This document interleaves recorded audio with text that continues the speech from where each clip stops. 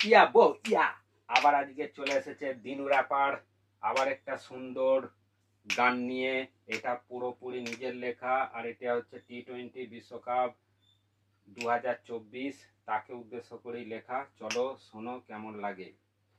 চল চল চল বিশ্বকাপ দেখবি যদি ইউএসএ, চল চল চল চল বিশ্বকাপ দেখবি যদি ইউএসএ, চল।